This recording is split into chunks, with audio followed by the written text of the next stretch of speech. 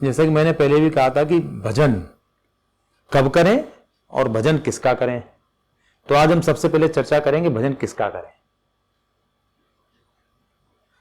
भजन मतलब क्या है? भजन मतलब ये नहीं है कि ढोलक मंजीरा लेकर हम भजन गा रहे हैं। भजन का एक शाब्दिक अर्थ है, लेकिन भजन का वास्तविक अर्थ है कि हम पूजा किसकी करें, आराधना किसकी करें, प्रार्थना किसकी करें। ये शब्द हैं सब अलग अलग, इनके शब्दों के सबके अलग अलग अर्थ भी हैं और सबके अलग अलग परिणाम भी हैं। तो जैसे हमने कहा कि भजन किसका करें, तो मेरा मानना यह है, जो मैंने थोड़ा बहुत अध्ययन किया है अपने इस जीवन काल में, उसमें यह कि भजन हम लोगों को करना चाहिए परमात्मा का, ईश्वर का। सामान्यतः क्या होता है कि हम लोगों की पूरी जिंदगी, हम लोगों को पूरा जीवन देवी देवताओं की पूजा करते हुए बीत जाता है और हम लोग इस बात को अंतर नहीं समझ पाते, इस बात का कि देवी देवता और ईश्वर और परमात्मा ये अलग है।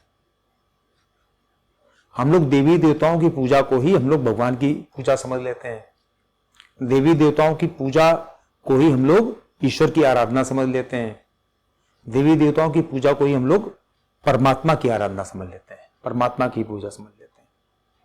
जबकि देवी देवता क्या है? जैसे कि भगवान की ब्रह्मा की सृष्टि में विभिन्न योनियां हैं, उसमें से एक योनि है देव योनि। जैसे मनुष्य योनि, सर्प योनि, पशु योनि, इसी तरीके से एक योनि है देव योनि। और जब भी कोई मनुष्य अपने जीवन काल में कुछ अच्छे कार्य करता है तो उसका प्रमोशन होता है देव योनि में।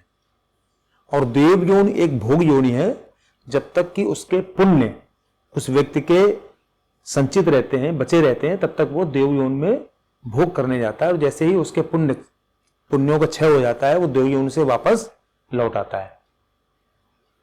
और देव योनि की, जैसा कि जो हमारी जानकारी है, जो अपने वेदों की और उपनिषदों की जानकारी है, कि देव योनि में भी, देवलोक में भी विभिन्न तरह के लोगों की व्यवस्थाएं बनी हुई हैं। जैसे इंद्र जो वहां के राजा हैं, देवराज इंद्र जिसका कहा जाता है, तो इसमें कोई भी मनुष्य जो कि अच्छे कर्म करता है, जब वहां पर जाता है उन देवलोक में, तो उसी में से किसी मनुष्य को कभी देवराज इंद्र बनने का भी मौका मिलता है, किसी को, सबको नहीं। तो इसी तरीके से जो वहां की विभिन्न व्यवस्थाएं, उनको देखने के लिए भी जो यहाँ के मनुष्य जो होते हैं, जो अच्छे कर्म करते हैं, वो वहां जाते हैं और उनको अलग अलग काम करने का मौका मिलता है वहां पर। लेकिन जैसे उनके पुण्यों का क्षय हो जाता है, वो वापस चले आते हैं। और जरूरी नहीं कि वापस वो मनुष्य योनि में आवे, वापस वो किसी भी योनि में आ सकते हैं, इवन पशु पक्षी की भी योनि में आ सकते हैं। और इसीलिए कहा जाता है कि जो मनुष्य योनि है वही केवल एक ऐसी योनि है जो कि कर्म योनि है, जो कि अपने कर्म से अपना भाग्य बदल सकता है मनुष्य। बाकी किसी भी योनि के पास ये अधिकार नहीं है कि वो अपने कर्म से अपना भाग्य बदल पावे, क्योंकि और किसी को ना तो अधिकार प्राप्त है, ना किसी की जिम्मेदारी है। पशु पक्षी, सर्प योनि और जो दूसरी योनियां हैं, इन सबको कोई इस तरह का जिम्मेदारी उनके पास नहीं है कि वो कर्म करें और तब उसका उनको फल मिलेगा। मनुष्य के केवल ये की जिम्मेदारी है कि वो अपना कर्म करे और उसके अनुसार उसको अपना फल मिले। वो अपने कर्म से अपना भविष्य तय कर सकता है। भविष्य के लिए हो सकता है उसका प्रमोशन हो जाए, जैसे हमने बताया कि देव योनि में उसका प्रमोशन हो जाए। और हो सकता है कि भाई पहले से जो व्यवस्था रही हो भगवान की, कि मान लो ठीक है, आपके अभी जो कर्म थे पुराने वाले, उससे अभी फिलहाल आपको मिल गया एक बार मनुष्यों ने, और आपके आधे जीवन में ही, आधे जीवन का मतलब जैसे 100 वर्ष का हम लोग जीवन मानते हैं मनुष्य का, पता लगा 50 साल तक आपका मनुष्य वाला जीवन आपको मिल गया। और उसके बाद अब मनुष्यों का जो मनुष्य बनने के लिए जो संचित आपके भाग्य थे वो खत्म हो गए, तो आगे आपको हो सकता है कि कुछ और दूसरी योनि मिल जाए। तो उसी समय उसकी मृत्यु हो गई, उसकी योनि परिवर्तित हो गई। लेकिन जैसा कि विषय मैंने चालू किया था कि हम लोग भजन किसका करें, तो भजन हम लोग परमात्मा का करें। देवी देवताओं का भजन करने से हम लोगों को क्या मिलता है? जो उस देवी देवता के पास होता है। जैसे हम किसी भी देवता से उससे अपने लिए अपने जो ज्यादातर जो भौतिक चीजें हैं उनकी मांग करते हैं। जैसे हनुमान जी की जब प्रार्थना करते हैं तो हम चाहते हैं बल बुद्धि विद्या मिले।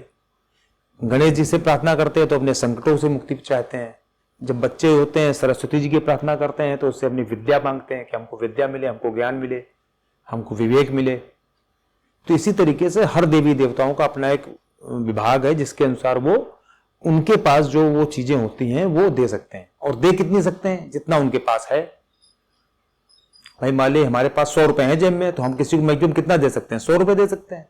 इसी तरीके से हर व्यक्ति, हर देवी देवता का अपना एक लिमिटेड उनका भी स्कोप है, क्योंकि उनको भी कुछ ही समय के लिए देवलोक में मिला है, आने को मिला है, क्योंकि उनके पूर्वजन्म के कर्म ऐसे थे जिसके कारण से उनको वहां पर प्रमोशन मिला है। तो हो सकता है कि जिन देवी देवता की आप पूजा कर रहे हैं उनसे आपको उतना ही मिलेगा जितना उनके पास होगा। लेकिन परमात्मा अथाह है, अपार है, अपरंपार है। परमात्मा की कोई लिमिट नहीं है। अगर हम उनकी आराधना करते हैं तो उनसे हमको सब कुछ मिल सकता है। हाँ, ये जरूर है कि हम लोग परमात्मा से भी चाहते ही हैं कि उनसे भी हमको भौतिक चीजें मिलें, जबकि परमात्मा भौतिक चीज देने के लिए नहीं है। भौतिक चीजें देने के लिए, भौतिक चीजों की व्यवस्था करने के लिए तो उसने एक रचना की हुई है देवलोक की, और वो लोग सारी व्यवस्थाएं चलाते हैं। हर तरह की सारी व्यवस्था देवलोक के माध्यम से चलती है। बाकी तो भगवान ने कह रखा है कि हमने जो है इस सृष्टि की रचना कर दी है, इसके बाद हमको कुछ करने की जरूरत नहीं है। आपका जो मन आवे वो करो, जैसे चाहो अपनी सृष्टि बनाओ, जैसे चाहो अपने समाज की रचना करो, जैसे चाहो अपना भविष्य बनाओ। तो हम लोगों को चूंकि होता क्या है कि जैसा ब्रह्मा जी ने निश्चित किया कि भाई सृष्टि रचना करनी है, वो उनकी अपनी इच्छा थी, अपने एंजॉयमेंट के लिए, अपने आनंद के लिए उन्होंने किया, उन्होंने सृष्टि की रचना कर दी। अब जो भी यहाँ पर जो सृष्टि के विभिन्न अंग हैं वो अपने अपने कामों में लगे हुए हैं। मनुष्य को कर्म से अपना भाग्य मिलना है तो अपने कर्म में लग जाता है। और होता क्या है कि जब वो अपने वर्तमान में जो कर्म कर रहा होता है, उनसे अपना भविष्य तय कर रहा होता है, उनसे अपना भविष्य संवार रहा होता है, तो उसी समय उसको यह भी ध्यान रखना चाहिए कि हम कहां से डिस्कनेक्ट होकर आए। क्योंकि जो आत्मा है किसी भी मनुष्य के अंदर, किसी भी जीव के अंदर, किसी भी प्राणी के अंदर, वो उसी परमात्मा की आत्मा है, उसी परमात्मा का ही एक अंश है सब जगह। तो हमको वापस कहां जाना है? वहीं जाना है, उसी परमात्मा में वापस विलीन होना है। तो परमात्मा में अगर परमानेंट आप विलीन होना चाहते हैं, परमानेंट अगर वहां जाना चाहते हैं, मतलब जिसको कहते हैं मोक्ष प्राप्त करना चाहते हैं, तो आपको ईश्वर की आराधना करनी पड़ेगी। मोक्ष का जो कॉन्सेप्ट है वो यही है कि जहां से हम आए थे वहां वापस जाकर विलीन हो जाए, दोबारा हमारा जन्म मरण का जो चक्र है वो समाप्त हो जाए। तो अगर हम ये चाहते हैं, जो कि किसी भी आत्मा का अंतिम लक्ष्य होता है, अंतिम लक्ष्य क्या है कि अपने उसी परमात्मा में जाके विलीन हो जाना, उसी परमात्मा में जाके समाप्त हो जाना और वापस ना आना। मुख्य चीज है कि वापस ना आना, इस दुनियादारी में, इस चक्र में, जीवन चक्र में वापस ना आना, इस सृष्टि के चक्र में वापस ना आना। तो अगर वो चाहते हैं तो हमको परमात्मा की आराधना करनी पड़ेगी, उनसे प्रार्थना करनी पड़ेगी कि आपने हमको जो अपने से अलग किया हुआ है उसको, उस पीरियड को समाप्त करिए, उस समय को समाप्त करिए, उस बंधन को समाप्त करिए और हमको वापस अपने में विलीन करिए।